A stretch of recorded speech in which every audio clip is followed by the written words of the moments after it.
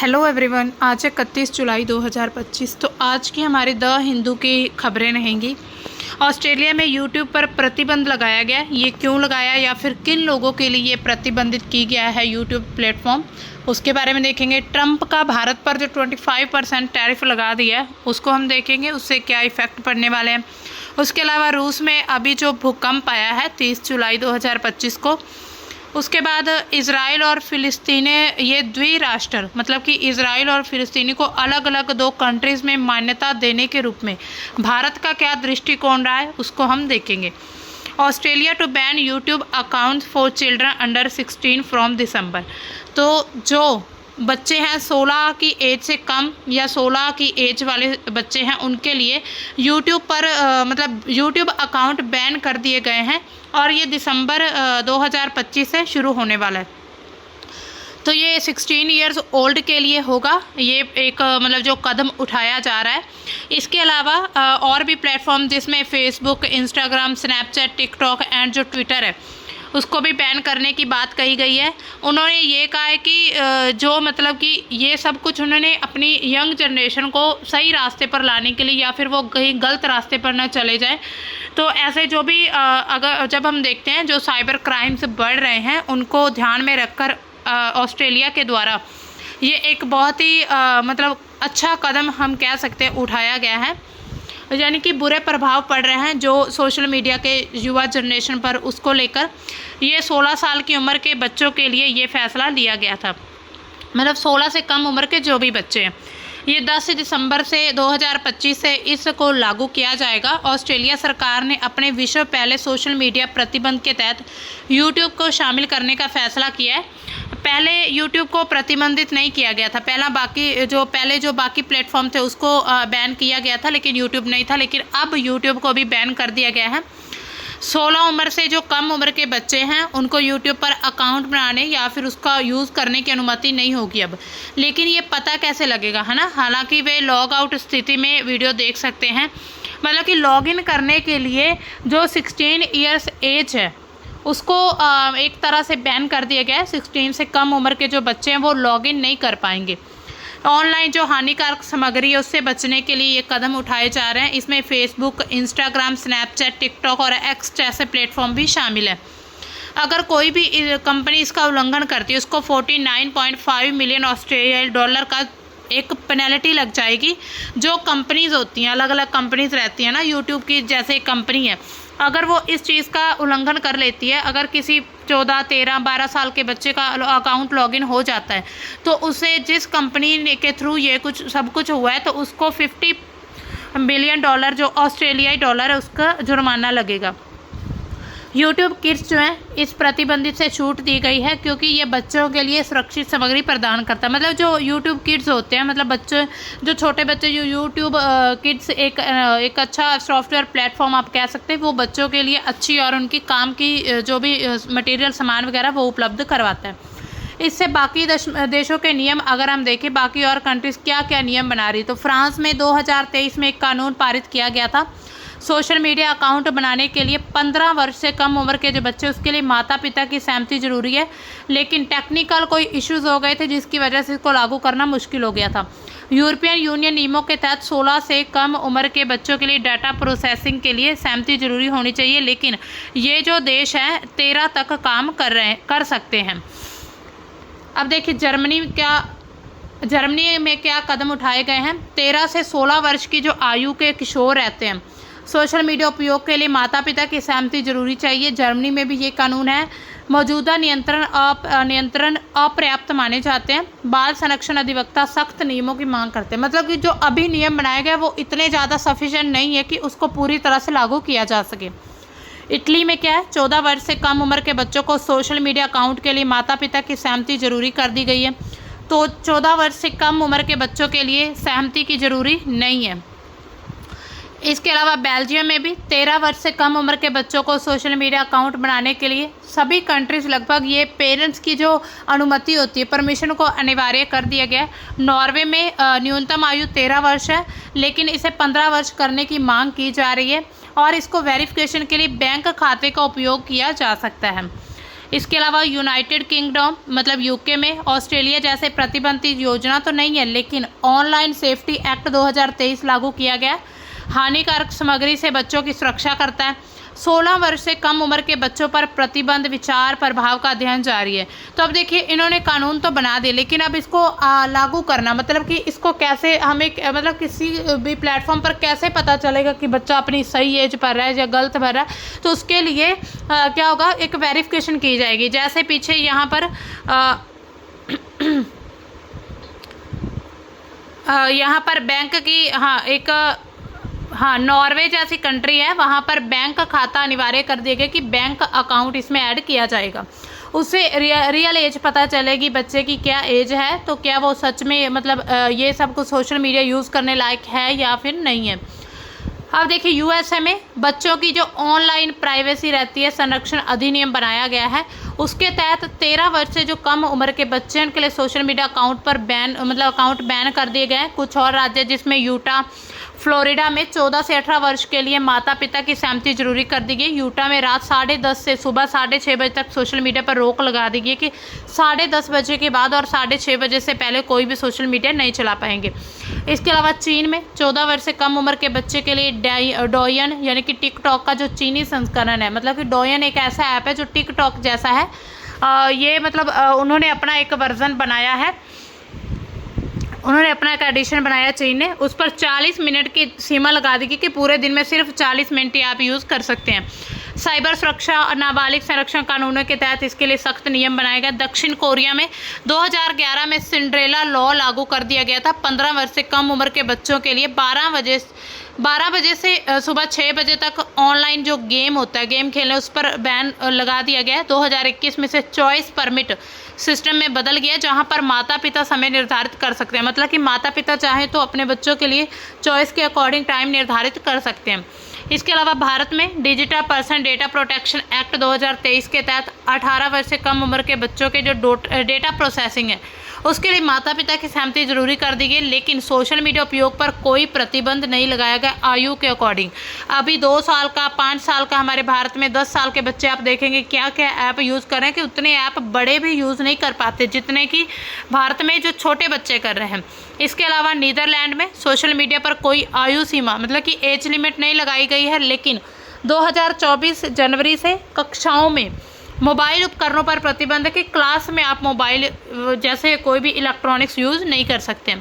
Spain में 16 वर्ष से कम उम्र के लिए सोशल मीडिया पर उपयोग पर प्रतिबंध का प्रस्ताव लगाया गया, लेकिन अभी तक लागू नहीं है। तो ये सब कुछ क्या है कि बच्चों की सेफ्टी को ध्यान में रखकर उनको सही डेटा मिल सके, सही जानकारी मिले, वो सही प्लेटफॉर्म पर जाकर अच्छी जानकारी पा सके। मतलब कि अगर आप देखेंगे तो छोटी छोटी एज के बच्चे काफ़ी मतलब उनके लिए जो हानिकारक सामग्री होती है वो देखना शुरू कर देते। कुछ ऐसी वीडियोज़ आ जाती, कुछ ऐसे आजकल तो बहुत वो जो चल रहे हैं वेबसाइट्स होती है, जो पोर्न वेबसाइट्स होती है, वो सब कुछ मतलब ऐसे बच्चे इधर उधर का जो अभी उनकी एज नहीं है देखने की, वो सब चीज़ें देखते हैं। तो इससे समाज पर गलत इफेक्ट पड़ता है, क्योंकि बच्चे क्या होते हैं, किसी भी देश का जो भविष्य होते हैं बच्चे होते हैं। क्योंकि बूढ़ों ने तो एक ना एक दिन मर जाना होता है, मतलब उनकी डेथ हो जाती है, उसके बाद बच्चों ने ही पूरे देश को संभालना होता है। अगर बच्चे ही गलत राह पर चलेंगे तो पूरे देश को कौन संभालेगा। तो इसी वजह से अलग अलग देशों ने अपनी मतलब नीड के अकॉर्डिंग उन्होंने जो उनकी रिक्वायरमेंट है या फिर जिस तरह के उन्हें नियम बनाने चाहिए वो सभी देशों ने बना रखे। हालांकि भारत की अगर हम बात करें, भारत में एज लिमिट कोई भी नहीं लगाएगी, आप कौन सा भी ऐप किसी भी उम्र में चला सकते हैं। लेकिन कुछ फिर भी ऐसे कुछ साइट्स हैं, कुछ ऐसे डेटा अगर आपने अपलोड करना है सोशल मीडिया पर तो उसके लिए पेरेंट्स की परमिशन लेना ज़रूरी है। अब देखिए, ट्रंप का जो एक और बयान आ चुका है, 25% टैरिफ और जुर्माना लगा दिया उन्होंने भारत पर। क्यों? क्योंकि रूस से हम तेल खरीदना शुरू कर दिया हमने। तो इसी तरह से पहले भी ट्रंप ने जो मतलब कि जो उन्होंने धमकी दी थी कि मतलब रूस से जो भी कंट्रीज़ उनसे व्यापार करेंगी तो उन पर मतलब उनको आर्थिक समस्या का सामना करना पड़ सकता है। तो अभी ये पहला स्टेप है, मतलब कि ट्रंप ने 25% टैरिफ लगा दिया। और इसके साथ ही एक न्यूज़ ये भी आ रही है कि अभी उन्होंने पाकिस्तान से बहुत बड़ी डील कर ली है, जो कि भारत का दुश्मन है। अब देखिए, अमेरिकी राष्ट्रपति जो डोनाल्ड ट्रंप है उस पर 1 अगस्त 2025 से 25% टैरिफ और जुर्माना लगाने की घोषणा की गई, जिससे भारतीय अर्थव्यवस्था में कई तरह के प्रभाव पड़ सकते हैं और अभी प्रभाव देखे भी जा रहे हैं। प्रभावी क्षेत्र कौन कौन से रहेंगे, किस पर टैरिफ लगाएगा? ऑटोमोबाइल्स एंड ऑटो पार्ट्स जो होते हैं। भारत प्रति वर्ष अमेरिका को लगभग 6 से 7 अरब डॉलर के ऑटो कंपोनेंट्स जो है एक्सपोर्ट करता है। 25% टैरिफ लग जाता है तो इनका जो मार्जिन रहता है, मतलब जो प्रॉफिट होता है, उस पर इफेक्ट पड़ेगा, जिससे भारतीय जो एक्सपोर्ट है, मतलब जो भारतीय निर्यातक हैं, उनकी प्रतिस्पर्धात्मक कम हो सकती है, खास करके वियतनाम और जो इंडोनेशिया देश की तुलना में, जिन पर कम टैरिफ लगा हो तो क्या होगा कि भारत के प्रोडक्ट्स अमेरिका में कम जाएंगे, और जो वियतनाम, इंडोनेशिया जैसी कंट्रीज़ है जिन पर ट्रंप ने बहुत कम टैरिफ लगाया हुआ है, उनके जो भी प्रोडक्ट्स रहेंगे वो ज़्यादा वहाँ पर एक्सपोर्ट किए जा सकते हैं। इसके अलावा टाटा मोटर्स और भारत फोर्ज जैसी कंपनियों को मांग में कमी करने का भी सामना करना पड़ सकता है। इसके अलावा टेक्सटाइल्स और परिधान पर भी इफ़ेक्ट पड़ने वाला है। ये एक मतलब इस क्षेत्र में जो इफ़ेक्ट है वो मिश्रित रहेगा। ये अगर अमेरिका, चीन, वियतनाम पर उच्च टैरिफ लगा कर रखता है तो भारत को सस्ते कपड़ों में फ़ायदा हो सकता है। हालांकि उच्च मार्जिन जो है फैशन और विशेष कपड़ों में भारत की हिस्सेदारी कम हो सकती है। मार्जिन मीन्स कि एक तरह का प्रॉफिट होता है कि मान लीजिए आपने 100 रुपये की चीज़ खरीदी, उसको आपने 200 रुपये में बेच दी, तो 100 रुपये क्या है, वो आपका एक तरह से प्रॉफिट भी है और उसको मार्जिन कह सकते हैं कि इतना मार्जिन होता है। इसके अलावा जो गहने होते हैं, ज्वेलर्स होते हैं, मतलब ज्वेलरी होती है, उस पर ये क्षेत्र जो 9 अरब डॉलर से अधिक का निर्यात करता है, मतलब एक्सपोर्ट करता है, जो कि टैरिफ से काफ़ी प्रभावित हो सकते हैं। अगर टैरिफ ज़्यादा लगाया जाएगा तो भारत के जो प्रोडक्ट्स हैं उस कंट्री में कम बिकेंगे, क्योंकि उन पर प्रॉफिट कम रहेगा। इतनी महंगी चीज़ कौन खरीदेगा? तो इसी वजह से क्या है कि इफ़ेक्ट भारत की अर्थव्यवस्था पर पड़ने वाला है। तो अब देखिए, टैरिफ क्या होता है? एक प्रकार का टैक्स होता है जो कि किसी और कंट्री का जब सामान भारत में या किसी दूसरी कंट्री में आता है तो उस पर जो टैक्स लगाकर वो महंगा हो जाता है। तो इतना महंगा सामान तो जनता खरीदने वाली नहीं है, तो इसी वजह से उन पर जो भी उनका जो व्यापार है उस पर प्रभाव पड़ेगा। इलेक्ट्रॉनिक्स के सामान पर जो 14 अरब डॉलर का निर्यात करता है उस पर 25% टैरिफ से नुकसान होगा, जिससे भारतीय उत्पाद जो उसकी कीमतें बढ़ जाएंगी और फिर कंपटीशन कम हो सकता है। दवाइयाँ, उसमें फार्मास्यूटिकल्स रहेंगी। फार्मा क्षेत्र में अभी तक टैरिफों से छूट मिलती रही है, भारत के लिए अच्छी बात है क्योंकि ये 12 अरब डॉलर का निर्यात करता है। हालांकि भविष्य में अभी ऐसी बातचीत चल रही है कि भविष्य में इस पर भी टैरिफ लग सकता है। आर्थिक प्रभाव क्या पड़ेंगे? जीडीपी पर इफेक्ट तो पड़ेगा ही, क्योंकि टैरिफ से भारत की जो जीडीपी है 0.1 से 0.6% तक इफेक्ट होगा। मैक्वेरी के अनुमान है कि जीडीपी पर 50 आधार अंकों तक का प्रभाव पड़ सकता है। इसके अलावा निर्यात में कमी होगी। 2024 में भारत अमेरिका का जो व्यापार था 130 अरब डॉलर था, जिसमें भारत को 45 से 46 डॉलर का अधिशेष यानी कि सरप्लस प्राप्त हुआ था। टैरिफ से ये अधिशेष जो सरप्लस कम होगा और भारतीय उत्पादकों की कीमतें बढ़ेंगी और फिर मांग कम हो जाएगी, क्योंकि आपने देखा होगा जो मतलब प्राइस एंड जो डिमांड होती है ना, अगर प्राइस ज़्यादा तो डिमांड कम रहेगी, अगर प्राइस कम है तो डिमांड भी ज़्यादा हो जाएगी। उसके अलावा महंगाई होगी, लागत में बहुत ज़्यादा वृद्धि हो सकती है। इससे जो संभावित जो छंटनी और आपूर्ति श्रृंखला है, मतलब कि सप्लाई चेन, वो भी प्रभावित हो सकते हैं। जुर्माने का क्या प्रभाव पड़ेगा? ट्रंप ने भारत के जो रूस से तेल और जो सैन्य उपकरण खरीदने पर टैरिफ के साथ जुर्माना भी बताया है। इसे रूस यूक्रेन युद्ध के संदर्भ में अस्वीकार्य कर दिया गया।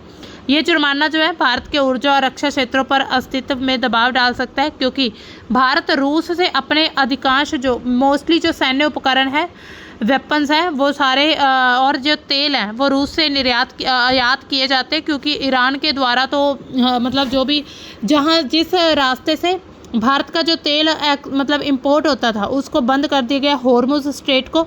तो इसी तरह भारत ने फिर रूस और अमेरिका से तेल खरीदना शुरू कर दिया था, और अब अमेरिका कह रहा है कि अगर रूस के साथ आप किसी भी तरह का व्यापार करेंगे तो हमारी तरफ से आपको बहुत ज़्यादा टैरिफ लगाया जाएगा, जो कि अभी तक ये एक न्यूज़ के माध्यम से देखा भी जा रहा है कि उन्होंने अनाउंसमेंट कर दी गई है। अब देखिए राजनीतिक और कूटनीतिक प्रभाव क्या पड़ेंगे। भारत अमेरिका के अगर हम संबंध देखें तो ट्रंप भारत को कभी मित्र बोलता है तो कभी पाकिस्तान को बहुत गहरा मित्र बोलता है ना, बेस्ट फ्रेंड बोलता है। तो अब समझ नहीं आता कि ट्रंप क्या चाहता है, लेकिन उच्च टैरिफ और जो गैर मौद्रिक व्यापार है उनका हवाला देकर ये उन्होंने कदम उठा दिया है। ये भारत अमेरिका व्यापार समझौते की जो बातचीत है उसको प्रभावित कर सकता है। भारत की प्रतिक्रिया क्या है इसमें? भारत सरकार ने यह कहा है कि टैरिफ के प्रभावों का अध्ययन कर रही है, किसान, उद्यमियों और एमएसएमई के जो हित हैं उनकी रक्षा के लिए कुछ कदम उठाएगी। भारत बाकी बाजारों की तलाश कर रही है, जवाबी टैरिफ जैसे विकल्पों पर भी विचार कर सकता है। इसके अलावा विपक्ष की प्रतिक्रिया क्या है? जो कांग्रेस शिवसेना है उन्होंने विपक्षी दलों ने इस कदम को भारतीय अर्थव्यवस्था के लिए विनाशकारी बताया है और सरकार की कूटनीति पर भी सवाल उठा दिए हैं। अब हमारी नेक्स्ट न्यूज़ है, रशिया में अर्थक्वेक अभी देखा गया है और ये टी सुनामी यानी कि सुनामी को ट्रिगर्स करता है और ये जापान एंड यूएसए में इसकी वेव्स देखी जा सकती है। यानी कि रशिया का एक द्वीप है कामचटका द्वीप, तो उसमें ये 8.7 मैग्नीट्यूड का 8.8 जो मैग्नीट्यूड है उसका भूकंप देखा गया, जिसके कारण प्रशांत महासागर में सुनामी की लहरें उठी हैं। जापान के जो होकाइडो तट है, होकाइडो कोस्ट है जो, उस पर 30 से 60 सेंटीमीटर ऊंची लहरें दर्ज की गई हैं, जबकि कुछ स्थानों पर 1.5 मीटर तक की भी लहरें देखी गई हैं। तो आप मैप में देख सकते हैं, ये देखिए ये है रशिया का ये कामचटका द्वीप, तो यहाँ पर भूकंप आया है और इसके साथ ही जो प्रशांत महासागर है इसमें भूकंप के साथ ही सुनामी की लहरें देखी जा सकती है। इससे जापान और यूएसए को इफेक्ट पड़ेगा। अमेरिका का जो हवाई और जो अलास्का में भी सुनामी का अलर्ट जारी कर दिया गया कि सुनामी आने की संभावना है। वहाँ पर बंदरगाह या इमारतें वगैरह काफ़ी नुकसान हो चुका है। जो रूस में अभी भूकंप आया है और जापान में जो फुकुशिमा परमाणु संयंत्र है उसको एहतियान खाली करवाया जा रहा है कि उसको खाली कर दिया जाए और बाकी देशों में सुनामी की चेतावनी जारी कर दी गई है। तो आप यहाँ पर लोकेशन देख सकते हैं, ये देखिए ये है अलास्का, ये है कामचटका द्वीप, तो यहाँ पर भूकंप आया है और ये सुनामी की लहरें जापान में और यूएसए में यहाँ तक देखी जा रही हैं। तो ऐसा कहा जा रहा है कि अभी सुनामी आने की भी संभावना है, सुनामी भी बहुत बड़ी सुनामी आ सकती है। इसके लिए जहाँ पर जो कोस्टल एरिया उसको खाली करवाने की बात कही जा रही है। अब देखिए भूकंप के कारण क्या है ये भूकंप आने के। सबसे पहले तो टेक्टोनिक प्लेट्स जो होती है उनका हिलना, जिसमें यूरेशियाई प्लेट जो है और वो यूरेशियाई प्लेट जो है प्रशांत महासागर की जो एक प्लेट है उसके साथ टकराई है, तो जिसकी वजह से भूकंप आया। इसके अलावा फॉल्ट लाइनों पर गतिविधि हो रही है। फॉल्ट क्षेत्र जहाँ पर टेक्टोनिक प्लेट एक दूसरे से के सापेक्ष हिलती रहती है, मान लीजिए ये है तो इससे हिलती रहती है, ये क्या है फॉल्ट यहाँ पर बन जाता है। 3 मुख्य प्रकार की फॉल्ट देखी जाती है, नॉर्मल यानी कि सामान्य, रिवर्स और स्ट्राइक स्लिप। जब फॉल्ट लाइनों पर जो जमा तनाव अचानक मुक्त हो जाता है, मतलब जो उन पर प्रेशर लगा होता है, तनाव होता है, तो वो एकदम मुक्त हो जाता है, तो भूकंपीय तरंगें उठती हैं जो कि भूकंप का कारण बनती हैं। इसके अलावा ज्वालामुखी गतिविधियाँ, कामचटका जैसे क्षेत्र जहाँ पर ज्वालामुखी काफ़ी सक्रिय देखे जाते हैं, वहाँ पर ज्वालामुखी भूकंप भी आम होता है। ज्वालामुखी से क्या होता है कि जो लावा बाहर निकलता है तो उससे भी कई बार क्या होता है कि भूकंप आसपास के क्षेत्र में भूकंप देखा जाता है, या फिर धरती पृथ्वी वगैरह हिलने लगती है तो उससे भूकंप का नाम दिया जाता है। यानी कि ज्वालामुखी भी एक कारण हो सकता है भूकंप आने के लिए। इसके अलावा कुछ मैन मेड कारण भी रहते हैं जो मनुष्य के द्वारा बनाए जाते हैं, जैसे कि खनन किया जाता है या फिर जलाशयों में पानी भरना, जिसकी वजह से बांध जो बनाए जाते हैं उसकी वजह से होता है। फ्रैकिंग यानी कि तेल गैस निकालने की एक प्रक्रिया है, भूकंप को ये प्रेरित करते हैं। भूकंप आमतौर पर कम तीव्रता के होते हैं, यहाँ पर जो उनकी जो मैग्नीट्यूड है वो कम रहता है, लेकिन अभी जो देखा गया वो 8.8 या 8.7, ये कम नहीं होता, ये बहुत ज़्यादा भूकंप होता है। 2025 के रूस भूकंप का कारण है प्राकृतिक टेक्टोनिक गतिविधियां, अभी तक मानव जनित कोई भी वहां पर गतिविधि नहीं हुई है। अब देखिए पृथ्वी की आंतरिक इंटरनल जो उनकी एक्टिविटी होती है उसके कारण भी पृथ्वी का जो मेंटल है उसमें संवहन धाराएं यानी कि कन्वेक्शन करंट्स होते हैं, टेक्टोनिक प्लेटों की गति प्रदान करती है और ये गति भूकंप का एक अप्रत्यक्ष कारण बनती है, मतलब कि डायरेक्ट नहीं इनडायरेक्ट कारण बनता है ये जो गतिविधियाँ होती हैं। गहरे भूकंप, डीप फोकस अर्थक्वेक्स, मेंटल की गहराई में होने वाली गतिविधियों से भी ये हो सकते हैं। मतलब कि पृथ्वी के अंदर ऐसी बहुत सी एक्टिविटीज़, ऐसी बहुत सी गतिविधियाँ होती रहती है जिसकी वजह से हमें ये नेचुरल जो डिज़ास्टर होते हैं वो देखने पड़ते हैं। कामचटका प्रायद्वीप प्रशांत रिंग ऑफ फायर, का एक हिस्सा है, जहां पर टेक्टोनिक गतिविधियां बहुत ही ज़्यादा एक्टिव रहती है। 8.8 तीव्रता का जो भूकंप है सबडक्शन जोन में प्रशांत प्लेट के यूरेशियन प्लेट के नीचे धंसने के कारण हुआ है। इससे काफ़ी नुकसान हुआ है। इसने भूकंपीय तरंगों के साथ सुनामी भी उत्पन्न कर दी है। जापान, हवाई और जो अन्य प्रशांत तटीय क्षेत्र वहां तक पहुंच चुकी है। आप देख सकते हैं मैप में फिर से, यहाँ पर आप देखिए, ये देखिए यूएसए में भी इसका प्रभाव देखा जा रहा है, अलास्का में, रशिया, जापान और ये हवाई का जो क्षेत्र है, तो इन सभी एरिया में देखा जा रहा है कि सुनामी आने की संभावना और सुनामी आ सकती है, जिसकी वजह से ये क्षेत्र खाली करवाए जा रहे हैं। अब हमारी नेक्स्ट न्यूज़ है, focus on practical steps for Israel Palestine 2 state solution says India at UN. तो यूएन जो यूनाइटेड नेशंस है वहाँ पर भारत ने समर्थन किया कि द्विराष्ट्रीय बनाया जाए इजराइल और पैलेस्टीन यानी कि फ़िलिस्तीन का द्विराष्ट्रीय समाधान यानी कि 2 स्टेट सॉल्यूशन पर अपने समर्थन को दोहराया है भारत ने, और कुछ व्यवहारिक कदमों को ध्यान में रखने की वकालत की है। कुछ ऐसे कदमों को ध्यान में रखकर ये द्विराष्ट्र बनाना होगा। भारत के जो स्थायी प्रतिनिधि राजदूत पार्वत नेनी, तो इन्होंने 30 जुलाई 2025 को एक उच्च स्तरीय सम्मेलन में ये कहा कि केवल कागजी समाधानों से संतुष्ट होने की बजाय बातचीत करनी चाहिए। कूटनीति के माध्यम से व्यवहारिक उपाय खोजने होंगे जिससे फ़िलिस्तीन और इजराइल दोनों को वास्तविक मतलब दोनों के जीवन में कुछ बदलाव आ सके और दोनों के आपसी जो विवाद है वो ख़त्म हो सके। उन्होंने ये भी कहा है कि अंतर्राष्ट्रीय समुदाय जो है 2 स्टेट सॉल्यूशन को एकमात्र व्यवहार्य विकल्प मानता है और भारत इसका पूरा समर्थन करता है। अब देखिए द्विराष्ट्रीय समाधान क्या है, 2 स्टेट सॉल्यूशन क्या है। इजराइल फ़िलिस्तीन जो संघर्ष चल रहा है हमें पता ही है, 2023 से भी पहले का ये संघर्ष है, लेकिन 2023 में हमास के द्वारा जब इजराइल पर अटैक कर दिया गया था, तो उसके बाद इजराइल ने गाज़ा पर मतलब लगातार अटैक करना शुरू किया। और गाज़ा में अभी आप देखेंगे तो मोल न्यूट्रिशन यानी कि कुपोषण और वहाँ पर भूखमरी जैसी समस्याएं काफ़ी देखी जा रही, जिसकी वजह से हम आए दिन न्यूज़ देखते हैं कि अब गाज़ा में ये स्थिति बनी हुई, ये स्थिति। तो इन सभी परिस्थितियों को ध्यान में रखते हुए मतलब गाज़ा धीरे धीरे ख़त्म होने की स्थिति में आ चुका है कि अगर ऐसा ही चलता रहा तो गाज़ा क्या है पूरी तरह से ख़त्म हो सकता है। तो उन सभी का अस्तित्व बना रहे, तो इसी वजह से ये एक अच्छा कदम उठाया जा रहा है। 2 स्वतंत्र और संप्रभु राष्ट्र की स्थापना करने की बात चल रही कि फ़िलिस्तीन अलग राष्ट्र हो और इजराइल अलग राष्ट्र हो।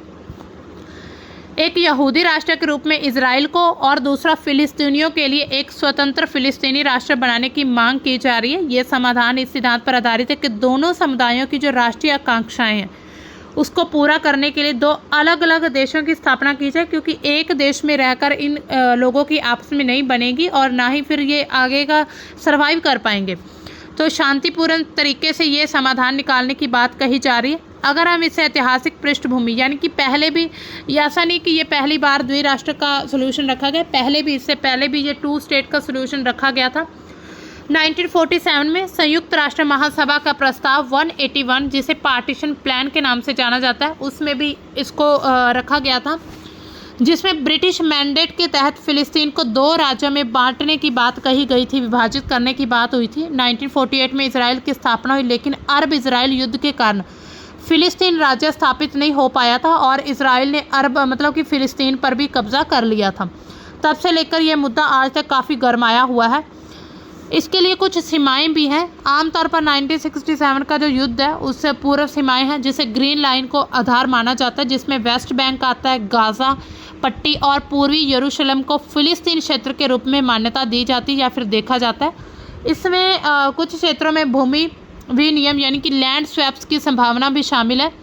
इसके अलावा यरूशलेम क्या है, दोनों पक्ष यरूशलेम को यानी कि फ़िलिस्तीन और इजराइल दोनों मानते हैं कि यरूशलेम हमारी राजधानी है। समाधान में पूर्वी यरूशलेम को फ़िलिस्तीनी राज्य की और पश्चिमी यरूशलेम को इजराइल के पास रहने की योजना बनाई गई है, प्रस्ताव रखा गया। इसके अलावा जो शरणार्थी हैं, लाखों फ़िलिस्तीनी शरणार्थी उनके जो वंशज है जो कि 1948 और 1967 युद्ध के दौरान एक जगह से दूसरी जगह विस्थापित हो चुके थे, उनकी वापसी का अधिकार यानी कि राइट ऑफ रिटर्न एक बड़ा मुद्दा बना हुआ है कि उनको वापस आने का अधिकार है। समाधान में इस पर समझौता है या मुआवजा कुछ भी शामिल हो सकता है। इसके अलावा सुरक्षा, इजराइल चाहता है कि मेरी सुरक्षा जो है सुनिश्चित बनी रहे, जबकि फ़िलिस्तीन एक संप्रभु राज्य के रूप में अपनी आज़ादी चाहता है। इसमें सैन्यकरण, सीमा नियंत्रण जैसे मुद्दे भी शामिल हो सकते हैं। आर्थिक सहयोग दोनों राज्यों जो है फिलिस्तीन और जो इजराइल है, दोनों राज्यों के बीच आर्थिक संसाधन संबंधी सहयोग जैसे कि पानी, ऊर्जा साझा करना भी महत्वपूर्ण है। इसके अलावा भारत का दृष्टिकोण अगर हम देखें तो भारत लंबे समय से 2 स्टेट या 2 नेशन सॉल्यूशन की बात करता है। वह फिलिस्तीन आत्मनिर्णय और स्वतंत्र राज्य के अधिकार का समर्थन करता है, साथ ही इजराइल के साथ मजबूत राजनीतिक आर्थिक संबंध भी बनाए रखता है। यानी कि पूरी तरह से भारत किसी एक पक्ष में नहीं होता है। कब जब ऐसी कोई स्थिति बन जाती है तो भारत न्यूट्रल रहता है और भारत ज़्यादातर चुप्पी ही साध कर रखता है ऐसे मामलों में, क्योंकि इजराइल के से हम हमारी जो मतलब कि सैन्य जो हमारी सहायता हम इजराइल से ज़्यादा लेते हैं, तो इसी वजह से भारत किसी एक तरफ नहीं हो सकता।